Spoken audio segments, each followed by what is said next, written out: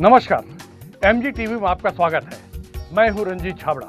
आइए चलते हैं खबरों की ओर। माउंट आबू से पहुंची ब्रह्म कुमारी बहन सुप्रसिद्ध मेडिटेशन और मोटिवेशनल ट्रेनर आदिति दीदी ने रविवार को प्रजापिता ब्रह्म कुमारी ईश्वरीय विश्वविद्यालय सिविल लाइन धमतरी में आयोजित प्रेस वार्ता में पत्रकारों को बताया कि हमें भगवान से शक्ति मिलती है। शक्ति और क्षमता के अभाव में ज्ञान अज्ञान में परिवर्तित हो जाता है। इसके साथ ही स्वस्थ और खुशनुमा जीवन जीने के लिए सहज राजयोग और 2023 धमतरी वासियों के लिए स्वस्थ तन और सशक्त मन सुंदर तोहफा देने के लिए आ रही हैं। माउंट आबू राजस्थान से सुप्रसिद्ध मेडिटेशन और मोटिवेशनल ट्रेनर राजयोगिनी ब्रह्म कुमारी आदिति दीदी दिनांक 2 जनवरी से 8 जनवरी 2023 को समय प्रातः 7 बजे से 8 बजे तक, संध्या 7 बजे से 8 बजे तक, स्थान हरदिहा साहू समाज भवन धमतरी में आयोजन किया जा रहा है। इसके साथ ही ब्रह्म कुमारी सरिता बहन ने कार्यक्रम का विवरण दिया और कामनी कौशिक ने मंच संचालन किया। ब्रह्म कुमारी राजयोगिनी आदिति बहन जी आई हुई है। मैं उन्हें बहुत ही सम्मानपूर्वक और स्नेह के साथ आमंत्रित करती हूँ इस कार्यक्रम के उद्देश्य के संदर्भ से दिल से बोलेंगे। केवल ब्रह्मा कुमारी इसके लिए ओम ध्वनि नहीं है, अपितु शिव महापुराण में लिखा है कि ओम वो ध्वनि है जिससे परमात्मा शिव ने संपूर्ण सृष्टि का सृजन किया है। भी डिपेंड करता है, मिट्टी भी कुछ असर दिखाती है। सभी मेरे साथ बोलेंगे तो अच्छा लगेगा। ओम शांति, ओम शांति, ओम शांति। परमपिता परमात्मा के अति प्रिय संतान समस्त हमारे 8 दिवसीय 2 जनवरी से 8 जनवरी तक होने वाले सुबह 7 से 8 बजे और शाम को प्रतिदिन 7 से 8 बजे तक 8 दिनों तक चलेगा। और इस शिविर को संपन्न कराने के लिए माउंट आबू से हमारी ब्रह्मराज योगिनी ब्रह्म कुमारी आदिति दीदी जी पधारी हुई हैं। सर्वप्रथम तो हम आपका करतल ध्वनि से अभिनंदन करते हैं और मैं बहुत ही सम्मान के साथ प्रिंट मीडिया के अध्यक्ष माननीय भ्राता दीप शर्मा जी, प्रमुख संवाददाता नवभारत समाचार पत्र को मंच पर आमंत्रित करती हूँ। इसी क्रम में मैं इलेक्ट्रॉनिक मीडिया के हम आपका भी पत्रकार साथियों के साथ, पत्रकार साथी भी हमारे सब अपने हैं। आप सभी से ब्रह्म कुमारी संस्थान का बड़ा स्नेह और प्रेम का संबंध है। आप सभी उस धर्म का निर्वहन भी बहुत अच्छे से करते हैं और आज नववर्ष में पत्रकार चर्चा इस शिविर के संदर्भ में होनी है। तो मैं सभी पत्रकार साथियों को आदिति बहन जी का संक्षिप्त परिचय देना चाहूँगी। और आप सभी पत्रकार बंधुओं का मैं बहुत बहुत दिल से स्वागत भी करती हूँ और आप सभी को नए वर्ष की दिल से मुबारक भी देती हूँ। आप सबका जीवन बहुत सुखमय हो, स्वस्थ रहे, तंदुरुस्त रहे, स्वस्थ रहे, क्योंकि आज वर्तमान समय हम सबको ज़रूरत है आध्यात्मिकता की।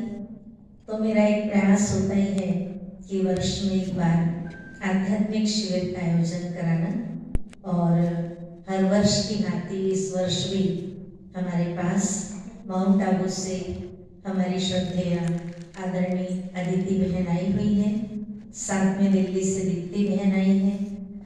हम तो यही चाहेंगे कि हमारे शहर के जितने भी लोग हैं इस आध्यात्मिक शिविर को जरूर सुने और इसका लाभ लें और उसका लाभ सबको मिले। इसके लिए आप सभी पत्रकार बंधुओं को हमने आमंत्रित किया है।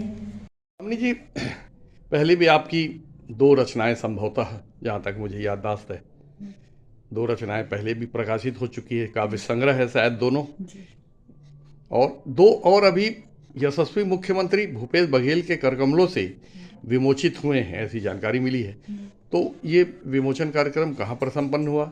आपकी नव प्रकाशित काव्य संग्रह का नाम क्या है, कृपया हमारे दर्शकों को बताइए। सबसे पहले तो MGTV की ओर से मैं आज नव वर्ष की शुभकामनाएं देती हूँ। और चूँकि साहित्य साधना मेरी अभिरुचि रही है और अभिरुचि के चलते अभी मेरे दो नए काव्य संग्रह आए हैं। पहला सृजा और दूसरे स्वप्न बुनने लगे हैं।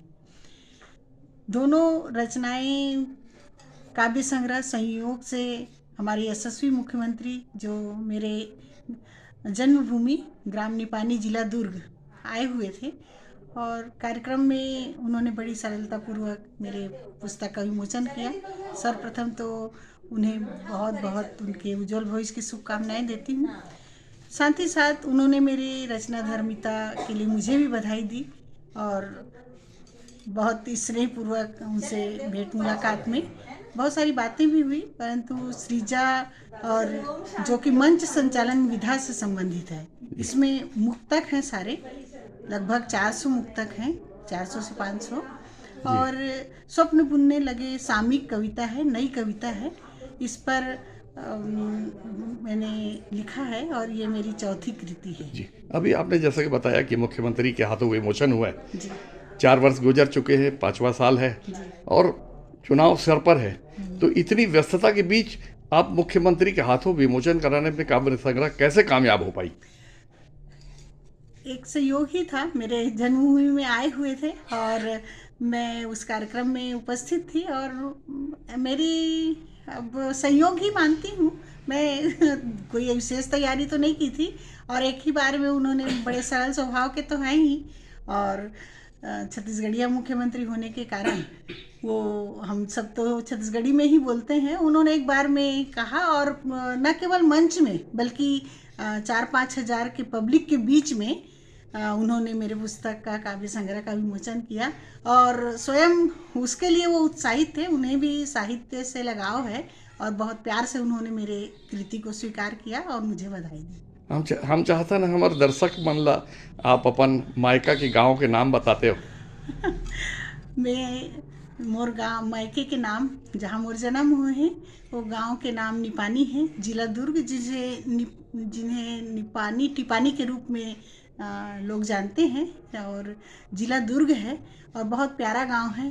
खारून नदी का तट है वहाँ और वो प्राकृतिक ऐसा मनोरम दृश्य है वहाँ का, उसका मैं लुत्फ तो बचपन से उठाई हूँ। मैंने वहाँ मैट्रिक तक शिक्षा प्राप्त की है और गांव का जीवन भी मुझे पता है और आगे मेरी शिक्षा शहर में हुई है, तो दोनों वातावरण और शहर में आई हूँ तो बड़ा अच्छा लगता है जब मैं अपने गृह ग्राम में जाती हूँ और बहुत लगाव है। अभी मेरा अगला कार्यक्रम भी है, 9 तारीख को मैं वहाँ सांस्कृतिक कार्यक्रम है, छत्तीसगढ़ी कार्यक्रम, उसकी मुख्य अतिथि भी हूँ और उस कार्यक्रम की मैं जिसमें मेरे पुस्तक का विमोचन हुआ उसमें मैंने मुख्यमंत्री के साथ अध्यक्षता भी की थी, तो उसी के चलते शायद मेरा वो जो काव्य है, काव्य संग्रह है, उसका विमोचन भी हो गया था। मुख्यमंत्री ठेठ छत्तीसगढ़िया है जी और छत्तीसगढ़ी संस्कृति से उनका जो प्यार है किसी से छुपा हुआ नहीं है। जी तो छत्तीसगढ़ी की काव्य संग्रह एक आध छत्तीसगढ़ भाषा में लिखी हुई, छत्तीसगढ़ बोली में लिखी हुई,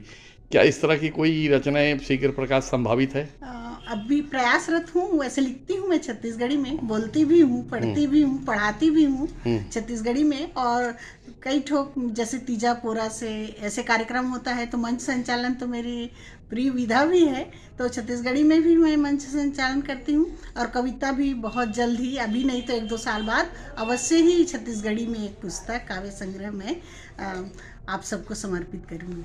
हम चाहते हैं हमारे दर्शकों को जो 2 प्रकाशित रचना संग्रह है उसमें से जो कविता, जो लाइनें आपको बहुत ज़्यादा पसंद हो, वो 2 लाइनें हमारे दर्शकों के लिए पढ़ दीजिए।